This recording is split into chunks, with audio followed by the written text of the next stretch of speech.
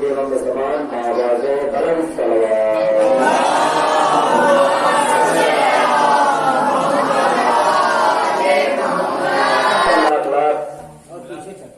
شکریہ ہے کہ اس نے ہمیں یہ توفیق عطا فرمائی ہے کہ بیوی جناب سید عالمیان کے بغیر میں یہ دن دیکھنے کو ملا ہے کہ جس میں جشن عصمت کے ساتھ ساتھ دینی و تعلیمی مظاہرے کا اہتمام بھی ہوا ہے، اور ہمارے قوم کے جو نونہال ہیں، ہماری قوم کے جو مستقبل ہیں، جن کے کاندھوں پر ہماری ذمہ داریاں آنے والی ہیں، ان کو پرکھنے کا آزمانے کا یہ وقت بھی آیا ہے کہ تاکہ ان کی ذہنیت کا جائزہ لیا جا سکے، ان کے حوصلوں کا جائزہ لیا جا سکے اور ان کی حوصلہ افزائی بھی کی جا سکے.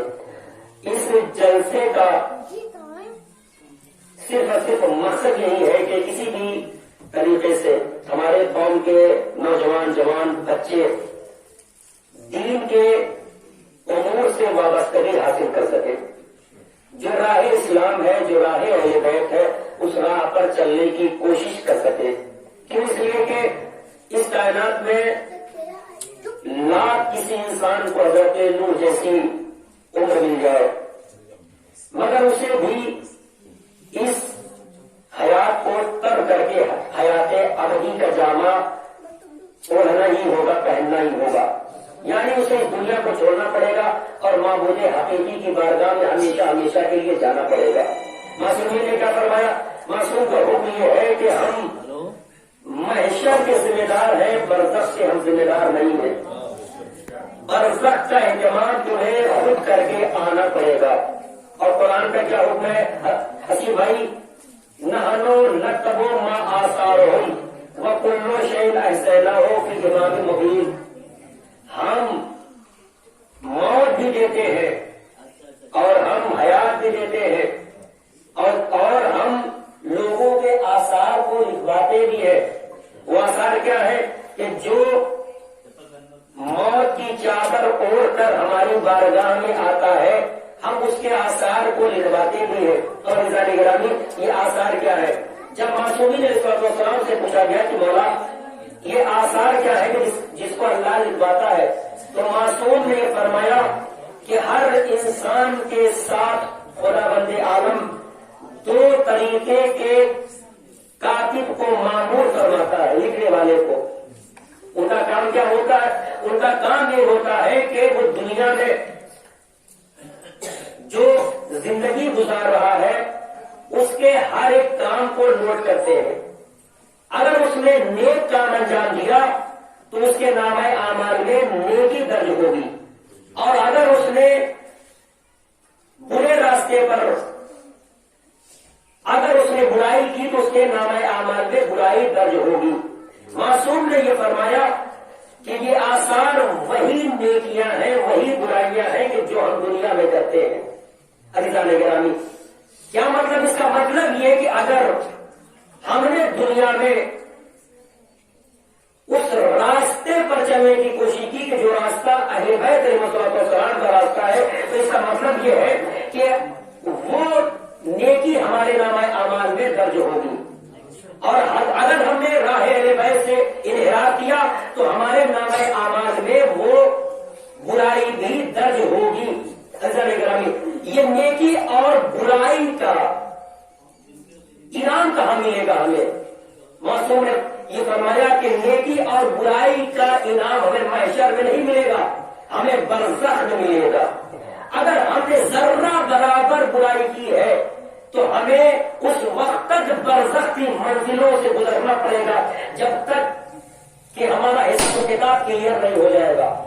اور اگر ہم نے ذرہ برابر نیکی کی ہے تو برزخ کے راستے ہمارے ہموار ہو جائیں گے. رضوان گرامی تو یہ دستگاہ اہل بیت کا جو قائم کرنے کا مقصد یہی ہے کہ تاکہ ہماری برزخ آسان ہو جائے. یہ جو بچے ہیں یہ بچے نہیں ہیں، یہ ہمارے آثار ہیں. اگر ہم انہیں دین تعلیم سے آراستہ کیے رہیں گے تو یہ ہماری زندگی میں بھی فائدہ مند ہوں گے اور ہمارے مرنے کے بعد بھی فائدہ مند ہوں گے. زندگی میں فائدہ مند اس طریقے سے ہوں گے کہ جب ہمارا بچہ تلاوت کلام پاک کرے گا تو مومنین اس کے ماں باپ کے حق میں دعا دیتے ہوئے نظر آئیں گے کہ کتنے لائق ماں باپ تھے کہ جنہوں نے اپنے بچے کو دین اہل بیت پر چلنے کا راستہ بتلایا ہے، قرآن پڑھنے کی تعلیم دی ہے عزیزان گرامی۔ اور اگر مرنے کے بعد وہی بچہ جب ہمیں تلاوت کلام پاک پڑھ کے احسان کرے گا تو عزیزان گرامی ہماری برزخ آسان ہوتی ہوئی چلی جائے گی۔ تو لہذا اس جلسے کا مقصد یہ ہے کہ تاکہ ہمارے اندر اور جذبہ، جنون اور جوش پیدا ہو کہ ہم اپنے بچوں کو زیادہ سے زیادہ درسگاہ اہل بیت میں لے کے آئے۔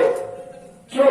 اس لیے کہ دیکھیے روح جیسے ہی جسم سے نکلتی ہے پھر دنیاوی کوئی تعلیم کام نہیں دیتی۔ ڈاکٹر صاحب اگر میں غلط کہہ رہا ہوں تو آپ، دنیاوی کوئی تعلیم کام نہیں دیتی۔ آپ نے یہ نہیں دیکھا ہوگا کہ کسی کی جاکنی کا عالم ہو تو اس کے بعد جو ہے کسی نے کہا یہ ہو کہ جائیے کسی انجینئر صاحب کو پکڑ لائیے تاکہ وہ ان کے بغل میں بیٹھ کے کچھ پویاں سنا دے۔ میرے سالے گرام حکم کیا ہوتا؟ حکم یہ ہوتا ہے کہ چلے جائیے مولوی صاحب کو بلا لائیے۔ حکم کیا ہوتا؟ چلے جائیے ان کو بلا لائیے کہ جنہوں نے تلاوت کلام پاک کرنے کا جن کے پاس ہنر ہے، جو قرآن مجید کو پڑھے ہوئے ہیں عزیزان گرامی۔ ہوتا کیا ہے؟ یعنی کہ وہ تعلیم قرآن سے یافتہ شخص آتا ہے اور آنے کے بعد وہی تلاوت کلام پاک کرتا ہے کہ جس کے بارے میں اللہ نے کہا یہ قرآن مجید یہ کوئی معمولی کتاب نہیں ہے بلکہ میں نے مومنین کے لیے شفا بنا کے اس کائنات کو بھیجا ہے۔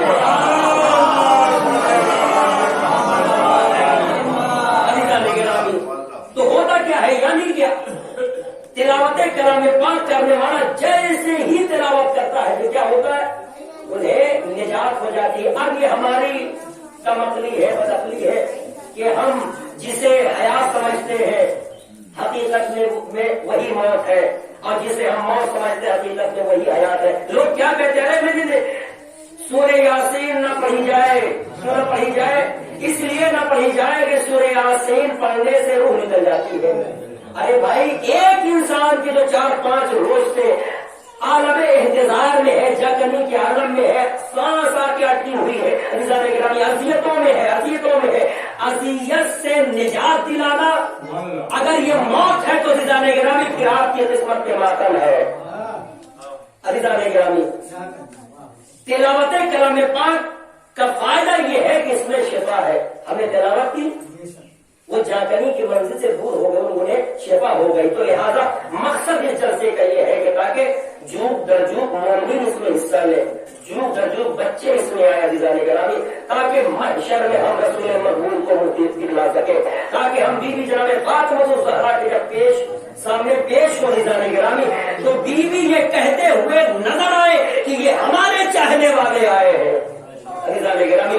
اور یہ تبھی حاصل ہے جب ہم تعلیم اہل بیت سے وابستہ ہوں گے، جب ہم درسگاہ اہل بیت سے وابستہ ہوں گے عزیزان گرامی۔ اور بڑے افسوس کے ساتھ ایک جملے کو کہے کہ بس اپنی گفتگو کو تمام کر رہا ہوں، اس کے بعد شورا کرام ہوں گے، آپ کی مقدس سماعتیں ہوگی، مگر افسوس کا مقام یہ ہے کہ جو راہ نجات ہے، جو ہمیں مصیبتوں سے نجات دلا سکتا ہے، اس سے ہم کس قدر منحرف ہیں عزیزان گرامی۔ ہم اس سے اس قدر منحرف ہے، اس قدر منحرف ہے کہ ہم اپنے بچے کو دنیاوی تعلیم کا میں مخالف نہیں ہوں، معصوم نے فرمایا دین کے ساتھ دنیا بھی، دنیا کے ساتھ دین بھی، دونوں لازم و مطلوب ہے۔ اگر صرف آپ صرف مولانا بن جائیں گے تو پھر دنیا کے سامنے آپ جاہل صرف جاہل ہی کہلوا سکتے ہیں۔ جیسے کہ میں انگلش نہیں جانتا، اب کل ہی ہم کو جو ہے وہ لینا پڑا ٹکٹ، تو آپ اس صاحب کو لے کے گئے، تب انہوں نے فارم بھرا، مجھے ٹکٹ ملا۔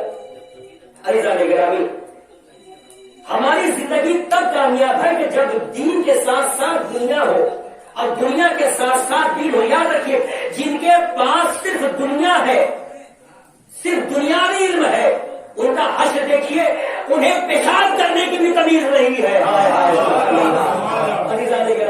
جن کے پاس صرف دنیا ہے انہیں پیشاب کرنے کی بھی تمیز نہیں ہے عزیزان گرامی، جبکہ سائنس کا کہنا ہے کہ پیشاب میں کیٹاڑو ہوتے ہیں جس کے ذریعے سے ہمارے جسم کو وہ بیمار زدہ بنا دیتے۔ یہ سائنس ڈاکٹر صاحب بیٹھے ہوئے ہیں، سائنس کا کہنا ہے کہ پیشاب میں کیڑاڑو ہوتے ہیں جس کے ذریعے سے ہمارا جسم مجروح ہو جاتا، بیمار ہو جاتا ہے رضا گرامی، تو ہم اس پر عمل کیوں نہیں کرتے؟ اس کی وجہ یہ ہے کہ ہمارے پاس دینی تعلیم نہیں ہے۔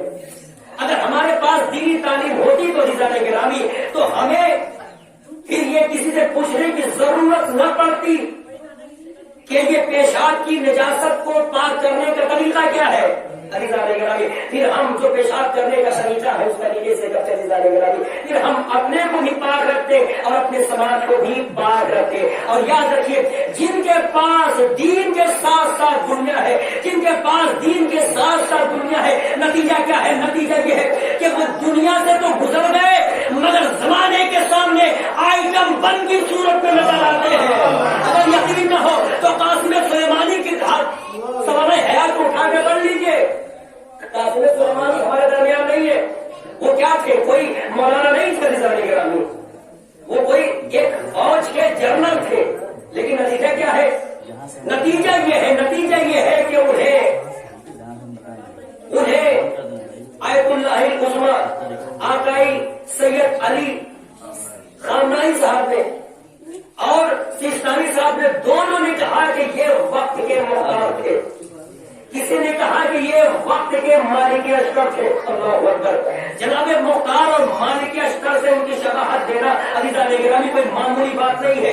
وہ کیوں ہے؟ اس لیے کہ جو ہنر مالک اشتر اور جناب مختار کے اندر تھا وہی ہنر قاسم سلیمانی کے اندر تھا، یعنی کہ دنیاوی علم اس منزل پر تھا کہ امریکہ جیسا شیطان یہ کہتا ہوا نظر آیا کہ قاسم سلیمانی جب تک زندہ تھا اتنا خطرناک نہیں تھا، مرنے کے بعد اور بھی خطرناک ہو گیا۔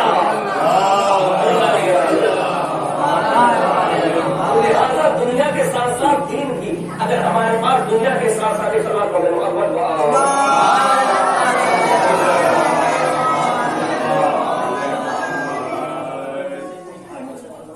یہ ہماری خوش قسمتی ہے کہ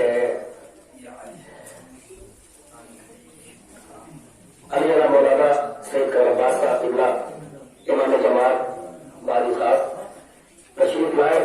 میں ان کا تہہ دل سے شکر گزار ہوں اور ایمان فاؤنڈیشن کے سربراہ محترم جناب توحید حسین علی صاحب تشریف لائے۔ میں آپ کا بھی تہہ دل سے اس قریے کی جانب سے شکر گزار ہوں کہ ہماری رئیس کی آواز پر آپ لوگوں نے لبیک کہا اور ہماری اس بزم کو آپ حضرات نے زینت بخشا۔ مل جل کر حضرت محمد والے محمد کا